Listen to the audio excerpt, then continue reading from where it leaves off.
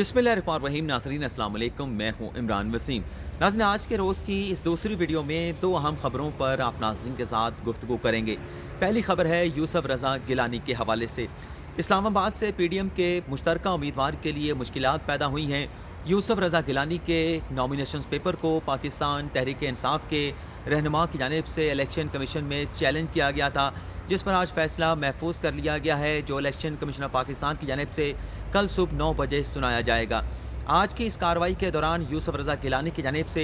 Election commission पर जानिबदारी का इल्ज़ाम भी लगाया गया है। इस खबर में हम बात करेंगे कि यूसुफ रज़ा गिलानी के नॉमिनेशन पेपर को किन ग्राउंड्स पर चैलेंज किया गया और क्या यूसुफ रज़ा गिलानी इस मुश्किल सूरत हाल से बच पाएंगे या यूसुफ रज़ा गिलानी के नॉमिनेशन पेपर को इलेक्शन कमीशन की जानिब से मुस्तरद कर दिया जाएगा, रिजेक्ट कर दिया जाएगा। दूसरी खबर में हम बात करेंगे एक और स्कैंडल की तहकीकात के लिए पनामा GIT के जो सरबराह हैं वाजिद ज़िया और DGIB से मदद लेने का फ़ैसला किया गया है। इस खबर की तफसीलात पर भी आप नाज़रीन के साथ गुफ्तगू करेंगे। तो सबसे पहले बात कर लेते हैं कि इलेक्शन कमीशन में यूसुफ रज़ा गिलानी के नॉमिनेशन पेपर को किन ग्राउंड पर चैलेंज किया गया था। नाज़रीन, तहरीक इंसाफ इस्लामाबाद चैप्टर के जो प्रेसिडेंट हैं फरीद रहमान की जानिब से यूसुफ रज़ा गिलानी के नॉमिनेशन पेपर को 3 ग्राउंड पर चैलेंज किया गया था। पहला ग्राउंड ये लिया गया यूसुफ रज़ा गिलानी के खिलाफ के 2007 में साबिक सदर परवेज़ मुशर्रफ की जानिब से उस वक्त के सियासतदानों को, उस वक्त की सियासी जमातों को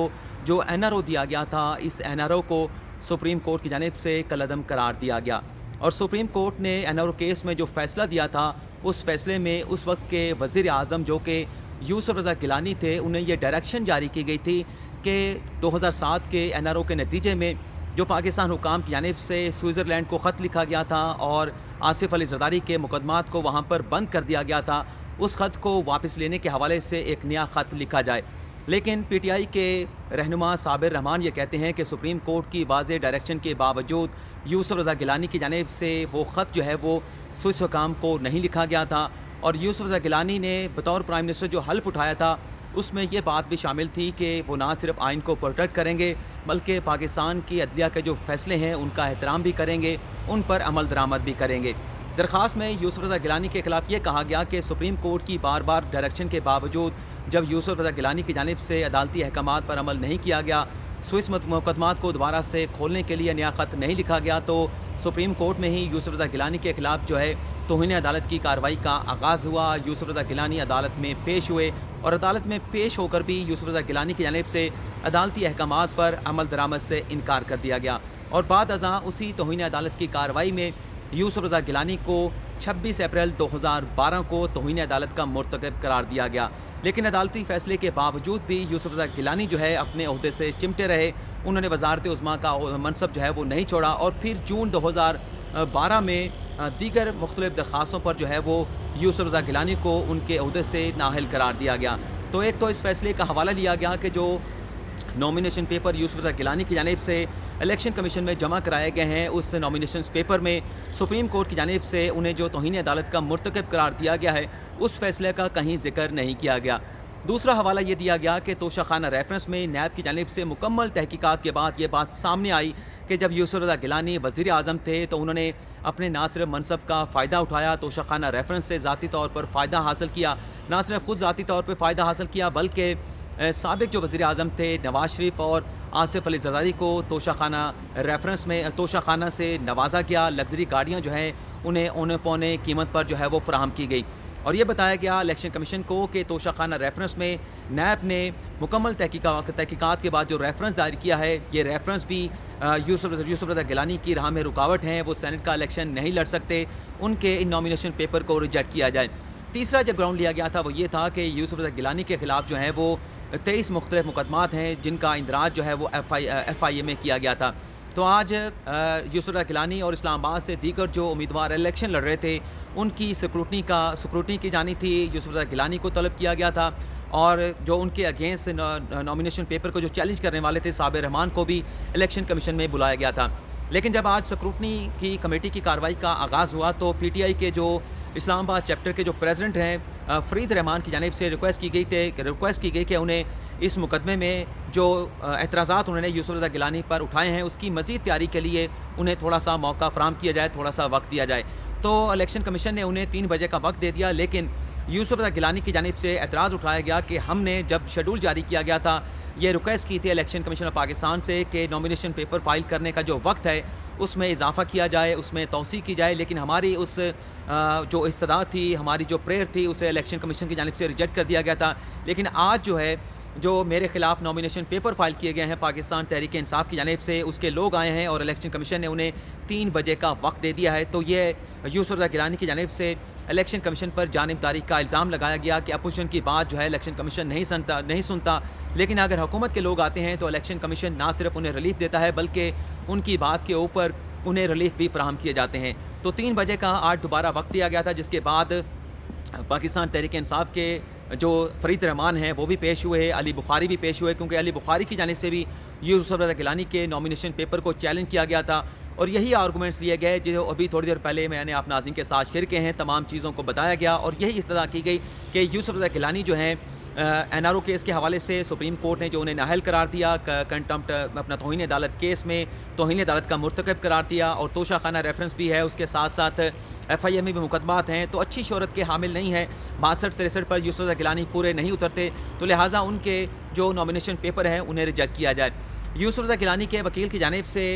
स्क्रूटनी कमेटी को ये बताया गया कि ये जो नाअहली की बात की जा रही है, तौहीन अदालत के फ़ैसले की बात की जा रही है, 2012 में ये फ़ैसला दिया गया था और 5 साल की ये यूसुफ रज़ा गिलानी की नाअहली थी जो 2017 में ख़त्म हो चुकी है और 2017 में नाअहली ख़त्म होने के बाद 2018 के इलेक्शन में भी यूसुफ रज़ा गिलानी ने हिस्सा लिया था। 2018 के जो नॉमिनेशन पेपर फाइल किए गए थे उस पर भी मुख्तलिफ लोगों की जानिब से एतराज़ात उठाए गए थे, लेकिन रिटर्निंग ऑफिसर की जानिब से यूसुफ रज़ा गिलानी को 2018 का जनरल इलेक्शन लड़ने के हवाले से क्लियर करार दिया गया था, जिसके बाद स्क्रूटनी कमेटी ने दोनों जानिब के दलाइल सुनने के बाद फ़ैसला महफूज कर लिया गया। लेकिन एक जो ख़ास बात की गई यूसुफ रज़ा गिलानी की जानिब से वो ये बताया गया कि जो अब्दुल हफीज़ शेख हैं, जो उनके दौर में उनके नीचे वज़ीर ख़ज़ाना के तौर पर काम करते रहे, उनकी भी अमेरिकन नेशनैलिटी है, लेकिन PDM की जानिब से मेरी जानिब से उनके नॉमिनेशन पेपर को चैलेंज नहीं किया गया। और नाज़रीन, यहाँ पर एक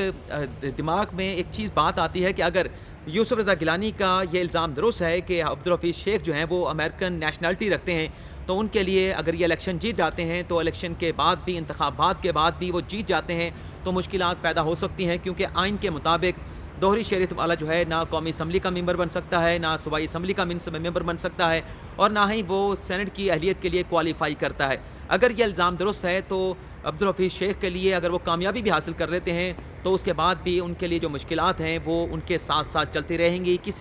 किसी की भी जानिब से उनके नॉमिनेशन पेपर को इलेक्शन के बाद भी चैलेंज किया जा सकता है। दूसरी खबर के हवाले से बात कर लेते हैं। वो खबर यह है कि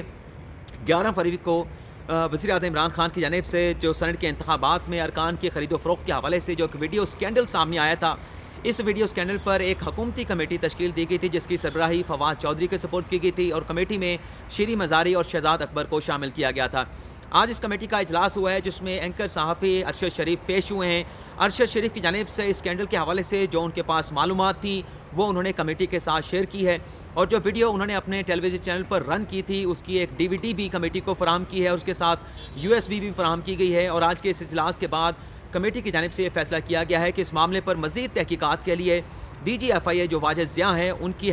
मदद भी ली जाएगी और उसके साथ साथ जो DG IB हैं उन्हें भी कमेटी के आइंदा इजलास में बुलाया जाएगा और इसके साथ खैबर पख्तूनख्वा की स्पेशल ब्रांच के एक नुमाइंदों को भी आइंदा इजलास में तलब कर लिया गया है। तीनों लोगों को, वाजिद ज़िया को, DG IB को और स्पेशल ब्रांच खैबर पख्तूनख्वा के नुमाइंदों को कमेटी ने असिस्टेंट के लिए बुलाया है कि इस मामले की तहकीकात में ये तीनों जो इदारे हैं इस कमेटी की क्या मुआवनत कर सकते हैं, क्या उन्हें मदद फराहम कर सकते हैं। लेकिन नाज़रीन, जो कमेटी 11 फरवरी को वज़ीर आज़म इमरान खान ने ये तश्कील दी थी, इसे मैंडेट वज़ीर आज़म इमरान खान की जानिब से ये दिया गया था कि जो भी इस वीडियो स्कैंडल के किरदार हैं उन्हें सामने लाया जाए, अपनी सफारचात जो है वो कमेटी वज़ीर आज़म को पेश करे और आइंदा के लाहे अमल के हवाले से भी कमेटी की रिपोर्ट में वाज़े किया जाए। नाज़रीन, वीडियो स्कैंडल का मामला हर गुज़र के दिन के साथ जो है वो वर्स होता जा रहा है। काफ़ी ज़्यादा जो है वो बाज़गश हमारे जो सियासी जो माहौल है उसमें सुनाई दी जा रही है। कल मुस्लिम लीग नवाज़ के जो वकील हैं जहांगीर जदून की जानिब से वीडियो स्कैंडल को इलेक्शन कमीशन में चैलेंज किया गया था जिसमें वज़ीर आज़म इमरान खान, परवेज़ खट्टर, असद कैसर को फ़रीक बनाया गया था, DG FIA को फ़रीक बनाया गया था और ये इस्तदा की गई थी कि इस स्कैंडल की तहकीकात की जाए और स्कैंडल के जो किरदार हैं उन्हें मंजर आम पर लाया जाए। اور آج جو سپریم کورٹ میں صدارتی ریفرنس کیس کی سماعت ہوئی، اس میں بھی ویڈیو اسکینڈل کی باعث گشت جو ہے وہ عدالتی کارروائی کے دوران سنائی دیتی رہی۔ ججز کی جانب سے بار بار اس بات کا ذکر ہوتا رہا کہ جو ویڈیو اسکینڈل منظر عام پر آیا ہے، جس میں دیکھا جا سکتا ہے کہ کس طرح سے ارکان جو ہیں پیسے وصول کر رہے ہیں، اپنا ووٹ فروخت کر رہے ہیں، تو اس اسکینڈل کے اوپر الیکشن کمیشن نے کیا کارروائی کی ہے۔ تو الیکشن کمیشن نے بھی بتایا کہ ہم نے اس معاملے کا کوگنیزنس لے لیا ہے، نوٹس لے لیا ہے، ہیئرنگ کی ڈیٹ مقرر کر دی ہے، اور اس ویڈیو کی جو اتھینٹسٹی ہے اس کا جائزہ لیا جائے گا، اور الیکشن کمیشن اس حوالے سے جو مناسب فیصلہ ہوگا، جو ایکشن ہوگا، وہ الیکشن کمیشن کی جانب سے لیا جائے گا۔ لیکن خاص بات یہ جو آج اٹارنی جنرل نے صدارتی ریفرنس میں بتایا کہ یہ ویڈیو اسکینڈل منظر عام آنے کے بعد جو ارکان کے خرید و فروخت کا طریقہ کار ہے اسے بدل دیا گیا ہے۔ نیا طریقہ کار یہ رکھا گیا ہے کہ اگر آپ نے کسی رکن کا ووٹ خریدنا ہے تو آپ ڈائریکٹلی اس کے ساتھ انوالو نہیں ہوں گے، انڈلج نہیں ہوں گے، بلکہ آپ مڈل مین جو ہے وہ بنا لیے گئے ہیں۔ جو جس رکن کا ووٹ خریدنا ہوتا ہے اس کو اگر پیسے دینے ہیں تو مڈل مین کے ذریعے وہ پیسے دیے جاتے ہیں، اور پیسے دینے کی یقین دہانی نہ صرف پاکستان میں کی جاتی ہے، اگر پاکستان سے باہر وہ پیسہ وصول کرنا ہے، وہ رقم حاصل کرنی ہے، تو اس میں مڈل مین جو ہے اپنا کمیشن بڑھا دیتا ہے۔ تو اس طرح سے ایک نیا طریقہ جو ہے وہ ڈھونڈ لیا گیا ہے کہ لوگ آپس میں ایک دوسرے کے ساتھ جو ہے وہ بارگین نہ کریں، جوڑ توڑ نہ کریں، ووٹ فروختوں ہونے کے حوالے سے کوئی ویڈیو منظر عام پر نہ آئے، تو ایک مڈل مین کا راستہ نکال لیا گیا ہے۔ اور یہ بھی عدالت کو آج اٹارنی جنرل کی جانب سے بتایا گیا۔ اس سے پہلے جو میں نے ویڈیو بنائی ہے اس میں یہ ساری تفصیلات آپ ناظرین کو میں بیان کر چکا ہوں، لیکن جن ناظرین نے میری پہلی ویڈیو نہیں دیکھی آج کی صدارتی ریفرنس کی کارروائی کے حوالے سے، انہیں ریکویسٹ کروں گا کہ اس ویڈیو کو بھی دیکھیں، اور یہ بھی بتا دیں کہ اٹارنی جنرل نے عدالت کو یہ بھی بتایا کہ اسلام آباد میں ارکان کے جو ووٹ خریدنے والے جو لوگ ہیں انہوں نے اسلام آباد میں کافی دنوں سے ڈیرا لگا رکھا ہے، لیکن انتظار کیا جا رہا ہے سپریم کورٹ کے فیصلے کا۔ صدارتی ریفرنس پر سپریم کورٹ کیا فیصلہ دیتی ہے؟ اگر تو اوپن بیلٹ کے ذریعے فیصلہ آتا ہے تو اٹارنی جنرل نے کہا کہ ان کے لیے پیسے تقسیم کرنا مشکل ہو جائے گا، لیکن اگر سپریم کورٹ نے سیکرٹ بیلٹ کو برقرار رکھا تو یہ کردار جو ارکان کے ووٹوں کی خرید و فروخت کرتے ہیں دوبارہ سے متحرک ہوں گے، ضمیر کو خریدنے کی کوشش ان کی جانب سے کی جائے گی۔ تو ناظرین آج کی اس ویڈیو میں اتنا ہی، فی الحال آپ سے اجازت چاہوں گا۔ پاکستان زندہ باد۔